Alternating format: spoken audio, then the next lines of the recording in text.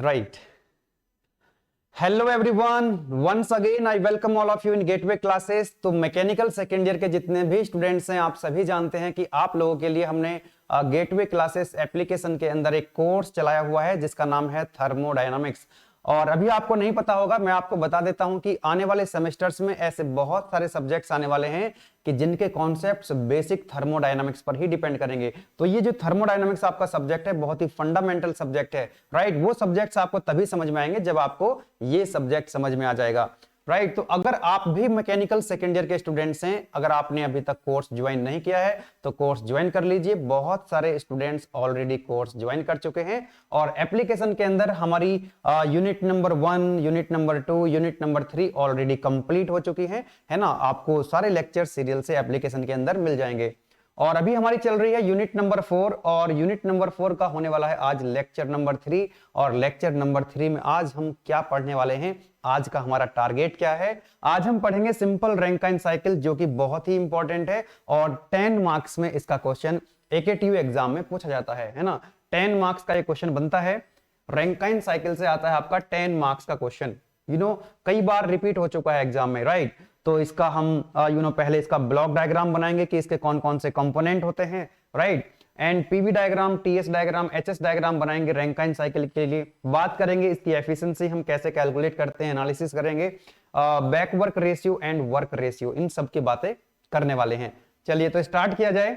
Yes my dear students, तो heading है simple Rankine cycle, right. Simple Rankine cycle के कौन कौन से प्रिंसिपल कंपोनेंट्स होते हैं, लाइक टरबाइन होता है, इसके अंदर एक टरबाइन होता है, condenser, pump and boiler. These are the 4 basic components of Rankine cycle. Heat engine जो है रैंकाइन साइकिल पे वर्क करता है, तो हम ये कह सकते हैं कि हीट इंजन के ये 4 बेसिक कंपोनेंट्स हैं। तो इसका हम ब्लॉक डायग्राम बनाएंगे, क्योंकि जब तक आप अच्छे से डायग्राम प्रॉपर तरीके से नहीं बनाएंगे तब तक कोई सेंस नहीं बनता है। डायग्राम से चीजें समझ में आती हैं और एग्जाम में आपको डायग्राम से ही नंबर मिलते हैं। चलिए तो इसका हम एक डायग्राम ड्रॉ कर लेते हैं, किसके लिए, सिंपल रैंकाइन साइकिल के लिए, राइट।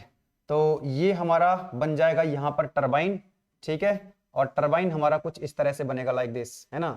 इसका जो क्रॉस सेक्शन है ना, इसका हम देखो यहाँ पे इधर से इधर की तरफ जो है क्रॉस सेक्शन कैसा होना चाहिए, इंक्रीजिंग होना चाहिए, क्योंकि ये है क्या, टरबाइन की हम यहाँ पर बात कर रहे हैं। और टरबाइन के अंदर एक्सपेंशन होता है, तो ये इनलेट है, ये आउटलेट है। इधर की तरफ क्या हो रहा है, इसका एरिया इंक्रीज हो रहा है। अगर ये कंप्रेसर होता तो हम इसको कन्वर्जिंग पैसेज बनाते, इसको डाइवर्जिंग पैसेज इसलिए बनाया क्योंकि इसके अंदर क्या हो रहा है, एक्सपेंशन हो रहा है। यस माय डियर स्टूडेंट्स, इसके बाद यहां पर हम लगा देंगे एक क्या, कंडेंसर। अभी समझाऊंगा, चिंता नहीं करनी है। एक एक चीज को एक्सप्लेन करने वाला हूं अभी आपके सामने, बहुत ही सिंपल तरीके से समझाया जाएगा।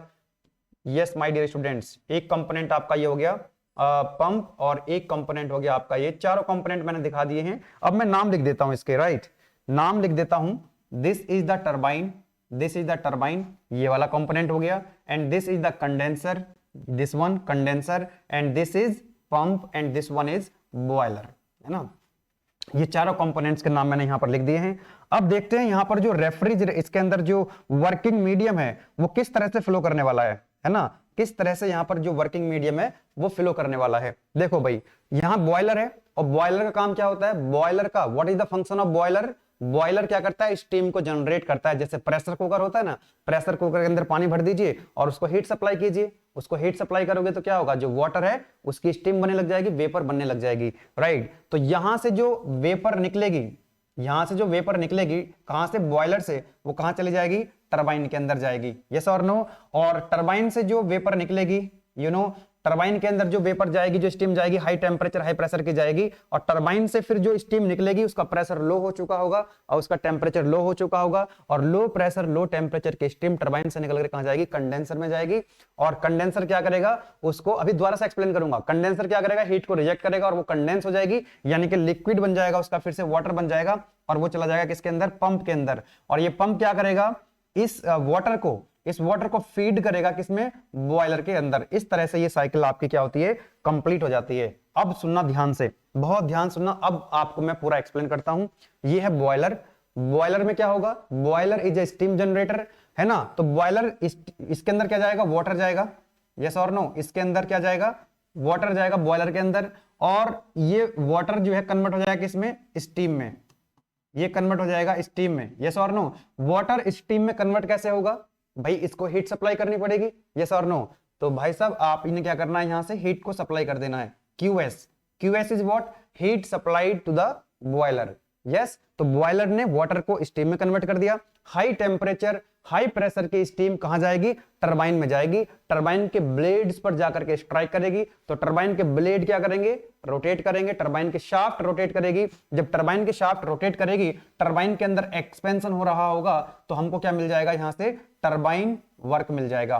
क्या मिल जाएगा, यहां से हमको टरबाइन वर्क मिल जाएगा, मैकेनिकल एनर्जी मिल जाएगी। और टरबाइन की जब शाफ्ट रोटेट कर रही होगी तो हमको वर्क मिल रहा होगा, मैकेनिकल एनर्जी मिल रही होगी, और उसी शाफ्ट से हम क्या करेंगे, जनरेटर की शाफ्ट को कनेक्ट करेंगे, तो जनरेटर क्या करेगा, इलेक्ट्रिसिटी प्रोड्यूस करेगा, और इलेक्ट्रिसिटी आप फिर ट्रांसफार्मर के थ्रू, ट्रांसफार्मर लाइन के थ्रू उसको सप्लाई कर सकते हैं, और अपने bulb, CFL, digital board, computer कुछ भी चला सकते हैं। ठीक है, तो यहां से हमको क्या मिल जाएगा, टरबाइन से वर्क मिल जाएगा, WT मतलब टरबाइन वर्क। ओके, अब यहां से लो टेम्परेचर और लो प्रेशर की जो स्टीम निकलेगी वो कहां चली जाएगी, वो चली जाएगी एक्सपेंड होने के बाद कहां चली जाएगी, कंडेंसर में। और इस स्टीम को यहां, इस स्टीम से क्या हो रहा होगा, हीट का रिजेक्शन हो रहा होगा। तो कंडेंसर में क्या होगा, हीट का रिजेक्शन होगा, और ये जो स्टीम है ये फिर से वाटर में कन्वर्ट हो जाएगी, कंडेंस हो जाएगी। कंडेंसर के अंदर क्या हो जाएगी, कंडेंस हो जाएगी, और यहां से क्या मिलेगा आपको, कंडेंसर से क्या निकलेगा, वाटर निकलेगा, और ये वाटर जो है पंप क्या करेगा, इसको फीड करेगा कहां पर, बॉयलर में। और जब ये फीड करेगा तो इसको क्या देना पड़ेगा, कुछ वर्क देना पड़ेगा, तो यहां पर हमको देना पड़ेगा क्या, कुछ वर्क देना पड़ेगा, दैट इज WP, है ना। तो प्रैक्टिकली होता क्या है कि यहां से टरबाइन से जो वर्क मिलता है उसी में से कुछ वर्क जो है हम पंप को सप्लाई कर देते हैं। फॉर एग्जांपल यहां से मिला हमको कितना वर्क, 100 किलो जूल, तो 100 किलो जूल में से 2 किलो जूल, 1 किलो जूल इसको चला जाता है पंप को, तो हमारे पास कितना नेट बच जाता है जिससे हम इलेक्ट्रिसिटी प्रोड्यूस करेंगे, 100 - 2 दैट इज 98। यस और no, yes my dear students. तो ये हमारा हो गया इसका block diagram of Rankine cycle. कितने कंपोनेंट्स हैं, 4 कंपोनेंट्स हैं। कितने कंपोनेंट्स हैं, 4 कंपोनेंट हैं। एक बार जरा इसकी नंबरिंग भी कर देते हैं, है ना, इसकी नंबरिंग भी कर देते हैं। तो यहां पर देखिए 1 से 2 क्या लिखा हुआ है, टरबाइन। तो एक काम करते हैं, 1 से 2 ये इसको बोल दीजिए 1, एंड दिस इज व्हाट 2। तो 1 से 2 जो कंपोनेंट है हमारा दैट इज टरबाइन, और इस टरबाइन के अंदर क्या हो रहा है, हमको वर्क मिल रहा है, टरबाइन वर्क मिल रहा है। यस और नो। 2 से 3 वाला कौन सा पार्ट है, दैट इज कंडेंसर। तो 2 से 3 वाला ये वाला पार्ट हो जाएगा, 2 ये रहा, और यहां पर लिख देते हैं कितना, 3। तो 2 से 3 क्या हो रहा है, कंडेंसर का पार्ट है, हीट रिजेक्शन हो रहा है। कंडेंसर में क्या हो रहा है, हीट रिजेक्शन हो रहा है, और स्टीम जो है वाटर में कन्वर्ट हो रही है, यहां से वाटर मिल रहा है। यस और नो। उसके बाद देखो 3 से 4 कौन सा पार्ट है, पंप का। तो ये 3 है, ये लिख देते हैं यहां पर 4। तो 3 से 4 किसका पार्ट हो गया, पंप का पार्ट हो गया। पंप को हम कुछ वर्क देंगे, और ये पंप क्या करेगा, वाटर को फीड करेगा किसमें, बॉयलर में फीड करेगा इसको। यस और no. And last one is boiler. ये रहा 4, ये रहा 1, तो 4 से 1 वाला जो पार्ट होगा that is the part of boiler. और बॉयलर क्या करेगा, वाटर को स्टीम में कन्वर्ट करेगा। तो वाटर में स्टीम में कैसे कन्वर्ट करेगा, हीट सप्लाई करनी पड़ेगी। तो यहां पर कहीं फर्नेस लग रही होगी, फर्नेस से जो है हीट कहां चली जाएगी, बॉयलर में चली जाएगी। तो ये तो हो गए हमारे चारों कंपोनेंट। इस तरह से आप सिंपल सा डायग्राम बना सकते हैं। चलो जी, अब एक काम करते हैं, इनकी जो वर्किंग है मैंने यहां पर देखो लिखी हुई है, क्योंकि 10 नंबर में क्वेश्चन आता है ना, 10 मार्क्स में, 10 मार्क्स में क्वेश्चन आता है। तो यहां पर आपको ये डायग्राम बनाना है, और ये चारों जो है टरबाइन चारों कंपोनेंट्स के बारे में एक्सप्लेन करना है, तभी तो 10 नंबर मिलेंगे आपको। तो बहुत ही सिंपल लैंग्वेज में यहां पर मैंने इसके टरबाइन, इसके कंपोनेंट्स के बारे में लिखा है। जो चारों कंपोनेंट है, देखो 1 से 2 किसका पार्ट था, वो यहां पर एक बार फिर से लिख देता हूं। 1 से 2 किसका पार्ट है, that is the turbine, right. 2 से 3 किसका पार्ट है, कंडेंसर। और 3 से 4 किसका पार्ट है, एक सेकेंड, 1 से 2 टरबाइन हो गया, 2 से 3 कंडेंसर हो गया, एंड 3 से 4 क्या हो गया आपका, पंप हो गया, एंड 4 से 1 क्या हो गया आपका, बॉयलर हो गया। चारों कंपोनेंट्स हैं यहाँ पे। अब इन चारों कंपोनेंट्स के बारे में जो मैंने आपको बताया है अभी, वही लिखा हुआ है एकदम सिंपल लैंग्वेज में, एकदम सिंपल लैंग्वेज में लिखा हुआ। देखो पढ़ो जरा। टरबाइन की बात हो रही है ना, तो टरबाइन के अंदर जो एंट्री हो रही है स्टीम की, वो स्टेट 1 पे हो रही है, यानी कि पॉइंट 1 पे हो रही है, और एग्जिट कहां पे हो रहा है, 2 पे हो रहा है। तो वही चीज यहां पर लिखी गई है, देखो बहुत ही सिंपल लैंग्वेज में। द वेपर, टरबाइन की बात हो रही है, तो the vapour leaving the boiler, boiler से जो वेपर आ रही है ना, एंटर द टरबाइन, टरबाइन में एंटर होगी at state 1 where it expands isentropically, यहां पर इसका एक्सपेंशन होगा, यहां से बॉयलर से जो स्टीम आएगी वो कहां जाएगी, टरबाइन में जाएगी, जहां पर उसका एक्सपेंशन होगा आइसेंट्रोपिकली, एंट्रोपी विल रिमेन्स कांस्टेंट। अरे ये तो प्रोसेस पढ़ चुके हैं हम पहले, कोई चिंता करने वाली बात नहीं है, ठीक है। आइसेंट्रोपिकली एक्सपेंड होगी स्टीम, हमको मिलेगा वर्क, है ना। और कितने प्रेशर तक होगी भाई, यहां पर कितना प्रेशर तक होगी, यहां पर बॉयलर प्रेशर है, यहां पर कंडेंसर प्रेशर है, तो बॉयलर प्रेशर से कंडेंसर प्रेशर तक, यानी कि प्रेशर क्या होगा, डिक्रीज होगा, बॉयलर प्रेशर से घट करके कितना हो जाएगा, कंडेंसर प्रेशर तक। जब क्या हो रहा होगा, एक्सपेंशन हो रहा होगा, किसके अंदर, जब स्टीम का एक्सपेंशन होगा टरबाइन के अंदर, तो प्रेशर बॉयलर प्रेशर से घटकर कितना हो जाएगा, कंडेंसर प्रेशर तक। तो वही चीज लिखी गई है कि where it expands isentropically to the condenser pressure at state 2, 1 से 2 तक स्टीम का होगा एक्सपेंशन टरबाइन के अंदर, 1 से 2 तक, बॉयलर प्रेशर से कंडेंसर प्रेशर तक। यस माय डियर स्टूडेंट, आगे लिखा है the work produced by the turbine is used to drive the electric generator, यहां से जो हमको वर्क मिलेगा, यहां से जो हमको वर्क मिलेगा उसका यूज करेंगे हम इलेक्ट्रिक जनरेटर को ड्राइव करने के लिए, जहां से हमको मिल जाएगी इलेक्ट्रिसिटी। यस और नो, यस। उसके बाद देखो 2 से 3 वाला जो पार्ट है दैट इज कंडेंसर, लिखा है condenser, the vapour leaving the turbine is wet vapour and it is condensed completely in the condenser to state 3। 2 से 3 क्या हो रहा होगा, कंडेंसर के अंदर हीट रिजेक्शन हो रहा होगा, है ना, हीट रिजेक्शन हो रहा होगा, और क्या हो रहा होगा कि स्टीम जो है फिर से किस में कन्वर्ट हो जाएगी, लिक्विड में। नेक्स्ट है पंप, 3 से 4 वाला पार्ट, क्या लिखा है, the liquid condensate leaving the condenser, condenser से जो लिक्विड आएगा उसको पंप कर दिया जाएगा to the operating pressure of the boiler, है ना, इसका प्रेशर बढ़ जाएगा, इसके अंदर पंप के अंदर प्रेशर बढ़ेगा, कितना प्रेशर हो जाएगा, बॉयलर प्रेशर के बराबर, ऑपरेटिंग प्रेशर के बराबर हो जाएगा। The pump operation is considered isentropic, मतलब कह रहा है कि इसके अंदर जो प्रोसेस होगा पंप के अंदर दैट इज ऑल्सो आइसेंट्रोपिक, जिस तरह से टरबाइन के अंदर होता है। सारे प्रोसेस अभी हम आगे चल करके नेक्स्ट वाली स्लाइड में डायग्राम में भी दिखाएंगे आपको, बिल्कुल चिंता नहीं करनी है। नेक्स्ट है आपका बॉयलर, तो बॉयलर में क्या होगा, 4 से 1 वाला जो पार्ट है, पंप को भी कुछ वर्क देते ही हम टरबाइन से मिल जाता है इसको वर्क, यस और no, yes my dear students. आगे देखो बॉयलर में क्या कह रहा है, the heat is supplied in the working fluid, यहां पर जो वर्किंग फ्लूइड है वाटर, उसको हम क्या करेंगे, हीट सप्लाई करेंगे बॉयलर के अंदर, है ना, इन the boiler the vapour is generated, vapour generate होगी यानी कि स्टीम जनरेट होगी, the vapour leaving the boiler is either saturated और सुपरहीटेड। अब यहां से बॉयलर से जो स्टीम निकल रही होगी, यहां से जो स्टीम निकल रही होगी ये क्या हो सकती है, ये सैचुरेटेड स्टीम भी हो सकती है, सुपरहीटेड स्टीम भी हो सकती है। अब ये सैचुरेटेड स्टीम क्या होती है, सुपरहीटेड स्टीम क्या होती है, वेट स्टीम क्या होती है, ये हम ऑलरेडी पढ़ चुके हैं, अभी डायग्राम में आगे चल करके फिर दिखाने वाला हूं। चलो जी आगे चलते हैं नेक्स्ट। ओके, इसमें कोई दिक्कत वाली बात नहीं है, और ये नोट्स जो हैं आपको मिल जाएंगे टेलीग्राम चैनल पे मिल जाएंगे, व्हाट्सएप ग्रुप मैंने बनाया हुआ है, जो एप्लीकेशन के बच्चे हैं, जो एप्लीकेशन के अंदर पढ़ रहे हैं स्टूडेंट्स, एक मैकेनिकल सेकेंड ईयर का एक ग्रुप बना हुआ है, नीचे आपको डिस्क्रिप्शन में लिंक मिल जाएगा, उस ग्रुप को ज्वाइन कर लीजिए, वहां से भी आपको ये नोट्स मिल जाएंगे आज के लेक्चर के। चलो जी नेक्स्ट देख लेते हैं कि PV diagram, TS diagram and HS diagram for Rankine cycle. इसको क्या लिखा था हमने, this is point 1, point 2, point 3 and this is your point 4। Yes my dear students, देखो कौन कौन से प्रोसेस होंगे, पहले देख लेते हैं प्रोसेस कौन कौन से होंगे, उसके बाद बनाएंगे PV diagram, TS diagram and HS diagram. देखो प्रोसेस 1 to 2 कौन सा है आपका, adiabatic expansion of the steam in the turbine. यहां पर 1 से 2 क्या हो रहा होगा आपका, एक्सपेंशन हो रहा होगा, कौन सा एक्सपेंशन होगा, ध्यान रखना, एडियाबैटिक एक्सपेंशन, यानी कि एडियाबैटिक मतलब एंट्रोपी क्या रहने वाली है, यहाँ पे कांस्टेंट रहने वाली है, एंट्रोपी विल रिमेन्स कांस्टेंट। फिर दूसरा प्रोसेस कौन सा है, 2 से 3 कांस्टेंट प्रेशर हीट रिजेक्शन, मतलब प्रेशर क्या रहेगा, कांस्टेंट 2 से 3 में।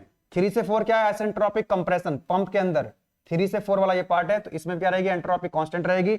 और आपका 4 से 1 जो है हीटिंग एट कांस्टेंट प्रेशर, यहाँ पे बॉयलर के अंदर भाई हीट सप्लाई करोगे कांस्टेंट प्रेशर पे, ध्यान रखना हीट सप्लाई कांस्टेंट प्रेशर पे करोगे, है ना, यहां लिख देता हूं प्रेशर विल रिमेन्स कांस्टेंट। यहां देखिए जरा, हीट सप्लाई करोगे कांस्टेंट प्रेशर पे, टरबाइन से जो वर्क मिलेगा, ये जो प्रोसेस होगा इसके अंदर एंट्रोपी कांस्टेंट रहेगी, रिवर्सिबल एडियाबैटिक प्रोसेस होगा, यस और नो? यस। कंडेंसर में क्या होगा, हीट रिजेक्शन होगी, और हीट रिजेक्शन होगी कांस्टेंट प्रेशर पे, P इक्वल टू कांस्टेंट। और पंप के जो वर्क दोगे, यहाँ पे जो पंप वर्क दोगे जो इसके अंदर प्रोसेस होगा, उसमें क्या कांस्टेंट रहेगा, एंट्रोपी कांस्टेंट रहेगी। तो isentropic expansion and isentropic pumping, isentropic compression भी कह सकते हैं। चलो अब बात करते हैं, डायग्राम बनाते हैं जरा इसके, ये इंपॉर्टेंट है, दिस इज इंपॉर्टेंट। डायग्राम बनाते हैं, ध्यान से समझना।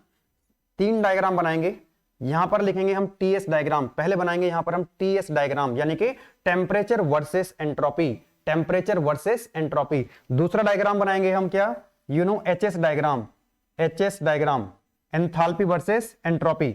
और एक तीसरा डायग्राम है, that is PV diagram, pressure versus volume. चलो जी बनाते हैं। तो देखो सबसे पहले ये जो इसकी शेप होती है टीएस डायग्राम की, वो कुछ ऐसी होती है लाइक दिस, और एचएस डायग्राम की कुछ ऐसे होती है, लास्ट टाइम बताया था मैंने आपको। और पीवी डायग्राम की जो शेप होती है कुछ इस तरह से होती है, लाइक दिस। ठीक है, चलो 1 से 2 प्रोसेस साइकिल ऐसे बनेगी आपकी। अभी मैं नंबर लिख दूंगा यहाँ पे, अभी नंबर लिख दूंगा, दोबारा से एक्सप्लेन करूंगा, चिंता नहीं करने का, है ना। तो टीएस डायग्राम में डायग्राम जो बनता है हमारा, this is your TS diagram. Okay, let me change the colour, let me change the colour. Okay, ध्यान से समझो, ये है आपका TS diagram, like this one. तो ये बन गई आपकी साइकिल। नंबर लिख दें यहां पे, देखो 1 से 2 वाला जो पार्ट है, नंबर लिख रहा हूं यहां पे, बहुत ध्यान से समझना। 1 से 2 वाला जो पार्ट है, 1 से 2 किसका पार्ट है, टरबाइन का। 1 से 2 किसका पार्ट है, process 1 to 2, that is adiabatic expansion in adiabatic expansion of steam in the turbine, यानी कि एंट्रोपी क्या रहेगी, कांस्टेंट।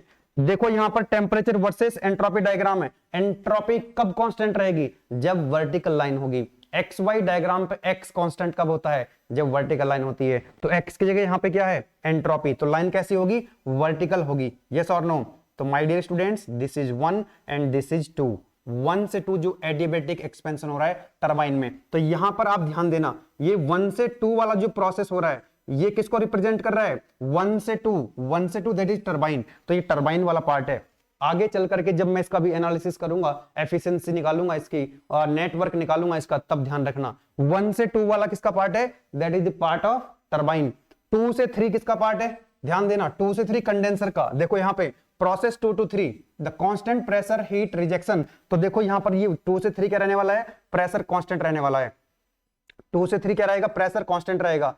तो भाई साहब यहां पर क्या हो रहा है, कंडेंसर वाला पार्ट है ना, तो हीट रिजेक्शन हो रही होगी। यस और नो? तो क्यू आर मैंने यहां पर लिख दिया, हीट रिजेक्शन। यहां पर क्या मिल रहा होगा हमको, वर्क मिल रहा होगा, WT टरबाइन वर्क। ओके, 3 से 4 वाला किसका पार्ट है, 3 से 4 है पंप, और पंप के अंदर क्या हो रहा है, that is isentropic compression in the pump. 3 से 4, ये है 3 एंड दिस इज 4। तो ये 3 से 4 वाला पार्ट है, यहां पर हो रहा होगा isentropic compression, isentropic compression, entropy will remains constant. तो देखो 1 से 2 वर्टिकल लाइन है, बिकॉज आइसेंट्रोपिक एक्सपेंशन है, और 3 से 4 क्या है आपका, this is again isentropic compression. यहां पर हम कुछ वर्क देते हैं, पंप वर्क। यस और नो? अब देखो 4 से 1 वाला जो पार्ट है, 4 से 1 किसका पार्ट है, process 4 to 1 that is boiler. तो 4 से 1 हम क्या कर रहे होंगे, हीट सप्लाई कर रहे होंगे, QS।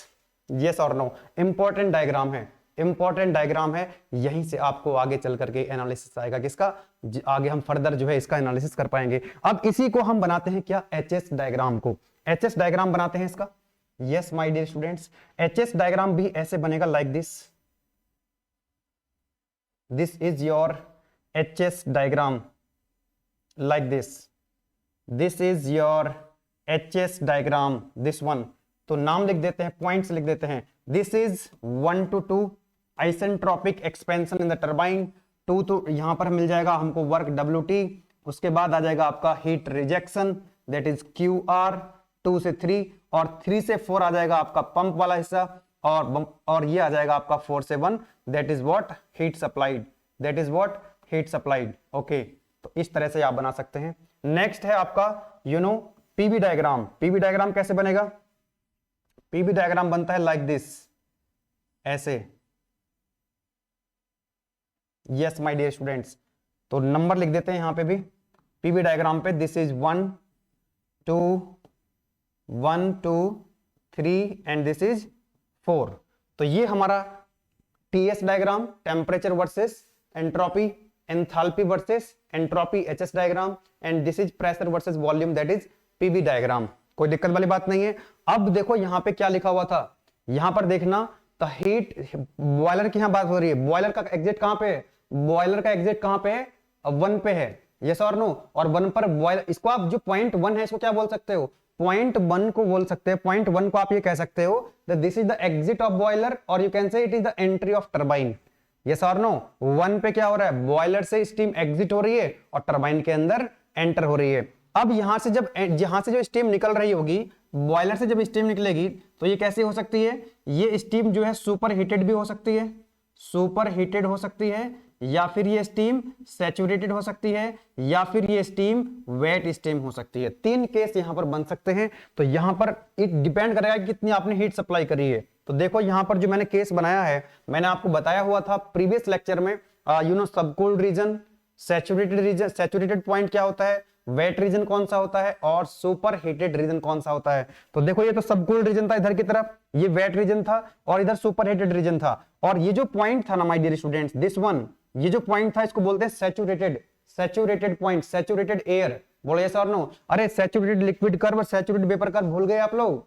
चलो अब ये तो बात हो गई कि भाई टरबाइन के अंदर जब एंटर हुई, पहली वाली साइकिल देखो ग्रीन कलर की, जो ग्रीन कलर की मैंने साइकिल बनाई है, यहां पर टरबाइन के अंदर जो स्टीम एंटर हो रही है वो क्या है? That is super heated. भाई ये तो सुपर हीटेड रीजन है। अगर मान लो, देखो यहां भी सुपर हीटेड है, ये भी सुपर हीटेड है। ये पहला केस हो गया। ये कौन सा केस हो गया? ये फर्स्ट केस हो गया कि जब टरबाइन के अंदर स्टीम एंटर हो रही है, that is super heated, that is super heated. अब मान लेते हैं कि अगर टरबाइन के इनलेट पे जो कंडीशन है वो सैचुरेटेड है। सैचुरेटेड का मतलब है कि मैं यहां पर इसको डिफरेंट कलर से दिखा देता हूं।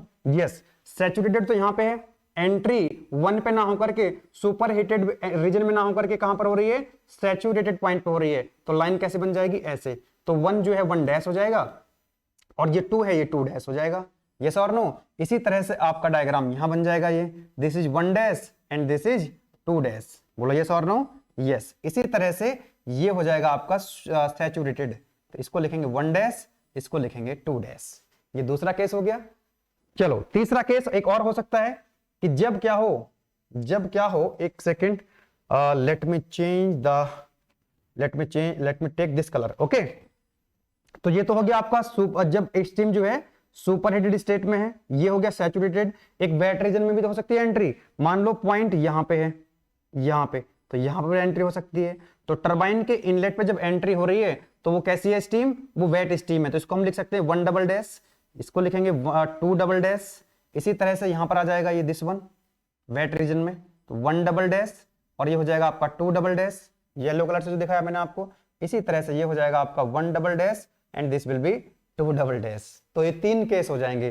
पहला केस है कि जब टरबाइन के अंदर जो स्टीम एंटर हुई है वो सुपर हीटेड स्टीम है ना। न्यूमेरिकल जब सॉल्व होंगे, जब आपको ये समझ में आ जाएगा। दूसरा केस ये है कि जब टरबाइन के अंदर एंट्री हुई है स्टीम की, टरबाइन के इनलेट पे जो कंडीशन है स्टीम की वो कैसी है? वो सैचुरेटेड है। तीसरा केस ये भी हो सकता है कि वो कैसी है? वेट स्टीम है ना। वेट रीजन में जब एंट्री हो रही होगी टरबाइन के अंदर स्टीम की, तो ये केस बनेगा। तो 3 केस यहां पर बन गए। तो हमने देखा कि भाई PV diagram, HS diagram, PV, TS और एचएस डायग्राम इस तरह से हम बना सकते हैं। तो 10 नंबर में अगर क्वेश्चन आता है रैंकाइन साइकिल का, और आता है, कई बार आ चुका है, तो आप क्या लिखेंगे? पहले आप लिखेंगे these are the main components of simple Rankine cycle. ये डायग्राम बनाएंगे। उसके बाद ये आप जो है हर एक कंपोनेंट के बारे में एक्सप्लेन करेंगे कि किस कंपोनेंट का क्या काम है, what is the function of every component, और वो किस तरह से काम करता है। नेक्स्ट आप क्या करेंगे? प्रोसेस के बारे में लिखेंगे कि ये 4 प्रोसेस इसके अंदर होते हैं। टरबाइन के अंदर होता है आइसेंट्रोपिक एक्सपेंशन, कंडेंसर के अंदर हीट रिजेक्शन होता है कांस्टेंट प्रेशर पे, पंप के अंदर आइसेंट्रोपिक कंप्रेशन होता है, और बॉयलर के अंदर कांस्टेंट प्रेशर पे हीट एडिशन होती है। आगे बढ़ा जाए। यस, अब इसका थोड़ा सा एनालिसिस कर लेते हैं। टरबाइन वर्क क्या होगा आपका, और एफिशिएंसी कैसे आएगी, ये सारी चीजें इंपॉर्टेंट है, न्यूमेरिकल में भी आपके काम आएंगे, और 10 नंबर में अगर क्वेश्चन आता है तो इस सबको बना करके आना। तो मैं यहां पर एक बार फिर से आपके लिए डायग्राम ड्रॉ करना चाहूंगा, है ना। तो यहां पर हम केवल एक ही केस ले लेंगे इस बार, सुपर हीटेड वाला। बाकी मैंने तीनों केसेस आपको बताई दिए हैं। And this is your TS diagram बना लेते हैं। This is your TS diagram, okay. Now my dear students, ये हो जाएगा हमारा टीएस डायग्राम, कुछ ऐसे बनता है लाइक दिस, और ये मैं बना ही चुका हूं पहले। तो ये जो पॉइंट्स हैं, ये पॉइंट्स कौन कौन से हो जाएंगे, ध्यान दीजिएगा। ये हो जाएगा हमारा 1 से 2, this is the part of turbine, ये टरबाइन का पार्ट है। 2 से 3 किसका पार्ट है, 2 से 3 हमारा पार्ट है कंडेंसर का, और 3 से 4 वाला जो पार्ट है दैट इज पंप, एंड 4 से 1 वाला जो पार्ट है this is what, this is boiler. 1 से 2 क्या मिलता है हमको, वर्क मिलता है, जिसको हम WT से लिखते हैं, ध्यान देना। 1 से 2 टरबाइन का पार्ट है, WT लिखा। यहां पर हीट रिजेक्शन होती है 2 से 3, दैट इज कंडेंसर, तो यहां पर लिख सकते हैं हम QR, heat rejection in condenser. और 3 से 4 हम वर्क दे रहे होते हैं, that is equal to WP, that is equal to WP 3 से 4, और 4 से 1 हो रही होती है heat supply, that is QS। Yes और no, yes my dear students, that is very important. Okay, now turbine work कैसे कैलकुलेट करेंगे, what is turbine work. Turbine में एक्सपेंशन हो रहा है 1 से लेकर के 2 तक, 1 से लेकर के 2 तक हो रहा है, तो यहां से हम WT लिखेंगे किसको, टरबाइन वर्क को, and that will be equal to H1 minus H2। अब H1 माइनस H2 कहां से आएगा, चिंता नहीं करने का, नेक्स्ट लेक्चर में स्टीम टेबल और मोलियर डायग्राम की हेल्प से आपको हर एक चीज समझा दी जाएगी। बहुत सारे न्यूमेरिकल सॉल्व करेंगे नेक्स्ट लेक्चर में इन सब का यूज करते हुए। तो H1 माइनस H2, अब ये कहां से आई है इक्वेशन, ये इक्वेशन कहां से आई है, स्टडी फ्लो एनर्जी इक्वेशन लगाई हमने यहां पे, है ना। स्टडी फ्लो एनर्जी इक्वेशन बहुत ही डिटेल में हमने पढ़ी थी यूनिट नंबर 1 में। बताया था आपको कि most of the engineering devices are example of open system. अगर स्टडी फ्लो कंडीशन है तो माय डियर स्टूडेंट्स, उसके लिए हम कौन सा इक्वेशन लगाते हैं, steady flow energy equation, steady flow energy equation. और ये इक्वेशन वहां से आ गई थी हमारे पास, है ना, ड्राइव कर सकते हो अभी भी, कोई दिक्कत वाली बात नहीं है। जब change in kinetic energy, change in potential energy को हम क्या मान लेते हैं, 0, और मान लेते हैं कि इंसुलेटेड है, तो यही इक्वेशन हमारे पास आ जाती है। इसी तरह से heat rejection in condenser, condenser में जो हीट रिजेक्ट होगी वो कितनी हो जाएगी, H2 minus H3। Heat rejection in condenser QR is equal to H2 minus H3।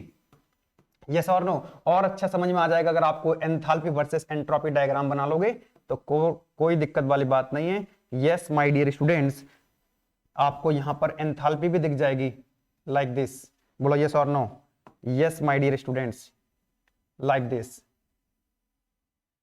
Okay, तो आप लिख सकते हैं यहां पे दिस इज 1 2 3 4, यस। तो यहां पर आपको टरबाइन वर्क मिल रहा होगा, यहां पर हीट रिजेक्शन हो रही होगी, यहां पर आपको पंप वर्क देना पड़ेगा, और यहां पर हीट सप्लाई हो रही होगी। तो देखो यहां पे हीट रिजेक्शन कितना हो जाएगा कंडेंसर में, that is H2 minus H3। Okay, now what is pump work, pump work कितना होगा, पंप वाला पार्ट कौन सा है, 3 से 4 वाला, 3 से 4 वाला। तो क्या लिखेंगे पंप वर्क को, WP is equal to H4 minus H3, H4 minus H3। अब क्योंकि सारे के सारे सिस्टम कैसे हैं, ओपन सिस्टम है, और ओपन सिस्टम के लिए वर्क कितना होता है, that is equal to VDP, बोलो यस और नो, VDP, और ये नेगेटिव में आएगा। V क्या है यहाँ पे, इसका स्पेसिफिक वॉल्यूम। अच्छा, यहाँ पर वॉल्यूम कैसे निकालोगे, स्टीम टेबल से, बहुत आसान है, स्टीम टेबल जब सिखाएंगे तो आप इजीली यहाँ से वॉल्यूम की डायरेक्ट वैल्यू मिल जाएगी, ठीक है। VF होगा यहाँ पर, that is saturated liquid curve, है ना।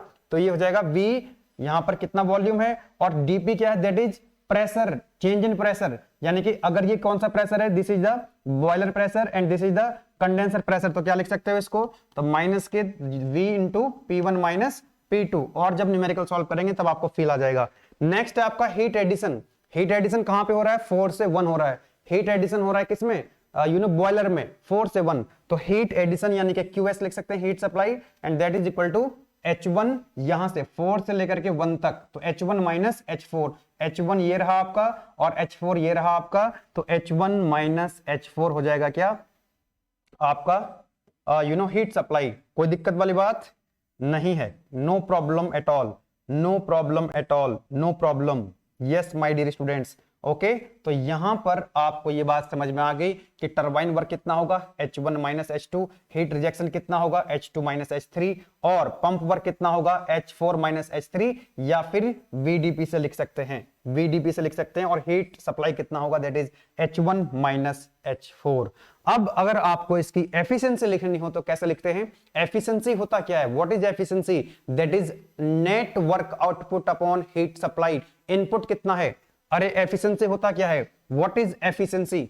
Efficiency is what? That is output upon input, output upon input. Output कितना है यहाँ पे? नेट कितना वर्क मिला आपको? Net work output divided by heat supplied. Input तो कितना है?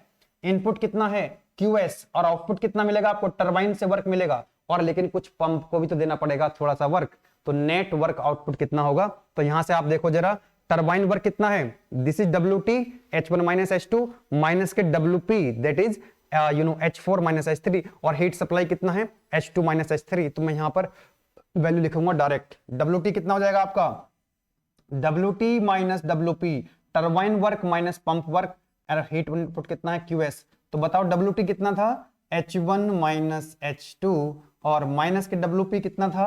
WP is what? That is H4 minus H3, H4 minus H3, okay, divided by what? QS।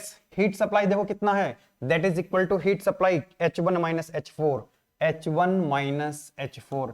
इस तरह से हम क्या करेंगे, ये वैल्यू एफिशिएंसी की वैल्यू हमको एफिशिएंसी हम कैलकुलेट कर सकते हैं। अब ये H1 H2 H3 H4 की वैल्यू कहां से आएगी? मैं फिर बोल रहा हूं, चिंता नहीं करनी है। स्टीम टेबल हमारे पास है, मोलियर डायग्राम हमारे पास है, उसको आप अपने एग्जाम में ले जा सकते हैं। उसका यूज करके हम H1 H2 H3 H4 की वैल्यू और एक दो इक्वेशन का यूज करेंगे यहां पर हम नेक्स्ट लेक्चर में, इजीली कैलकुलेट कर पाओगे। चलो जी, now back work ratio. Back work ratio क्या होता है? इसको हम लिखेंगे RBW से। बैक वर्क रेशियो ये होता है आपका ratio of negative work divided by positive work. Negative work और पॉजिटिव वर्क का जो रेशियो है उसको क्या बोलते हैं हम लोग? Back work ratio. और आप मुझे बताओ, पॉजिटिव वर्क का मतलब मैंने क्या बताया था आपको यूनिट नंबर 1 में? When work is done by the system then it is taken as positive, and when work is given to the system then it is taken as negative. तो देखो यहां से टरबाइन से जो वर्क मिल रहा है, turbine से वर्क मिलता है, एक्सपेंशन हो रहा है इसके अंदर, तो work done by the system in turbine. तो टरबाइन से वर्क मिलेगा तो इसको क्या लिखोगे? पॉजिटिव। और पंप को वर्क देना पड़ रहा है, पंप को वर्क देना पड़ रहा है, so that's why it is negative. Work is done on the system, on the system is negative और by the system is positive. तो यहां लिख सकते हैं हम क्या? Negative work. Back work ratio क्या होता है? तो नेगेटिव वर्क कौन सा है? WP divided by WT। Yes और no? This is the back work ratio. और रैंकाइन साइकिल के लिए, रैंकाइन साइकिल के लिए इसकी वैल्यू बहुत ही कम होती है, क्योंकि जो पंप वर्क होता है that is very very less as compare to turbine work. Yes और नो? क्योंकि ध्यान देना, ऐसा क्यों हो रहा है? क्योंकि टरबाइन के अंदर स्टीम है। टरबाइन के अंदर क्या है? स्टीम है। ध्यान देना, मैंने आपको बताया हुआ है जो पंप जो ओपन सिस्टम वर्क होता है that is equal to VDP। Yes और नो? ध्यान देना, तो चेंज इन प्रेशर तो दोनों के लिए ऑलमोस्ट सेम है, तो V किसका ज्यादा होगा? तो यानी कि W directly proportional to V specific volume. तो जिसका स्पेसिफिक वॉल्यूम ज्यादा होगा उसका वर्क भी ज्यादा होगा। और क्योंकि इसके अंदर टरबाइन के अंदर क्या है? टरबाइन के अंदर क्या फ्लो हो रहा है? स्टीम। स्टीम का स्पेसिफिक वॉल्यूम बहुत ज्यादा होता है एज कंपेयर टू लिक्विड, क्योंकि पंप के अंदर जो है लिक्विड हो रहा है फ्लो। इस पंप के अंदर क्या है? लिक्विड है, लिक्विड है, वाटर है, वाटर लिक्विड है। यस और नो?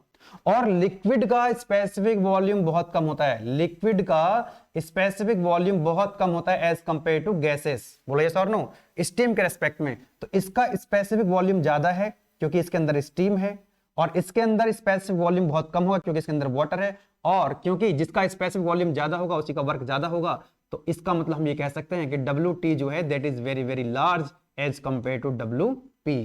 WP यानी कि पंप वर्क की वैल्यू जो है बहुत ही कम होती है।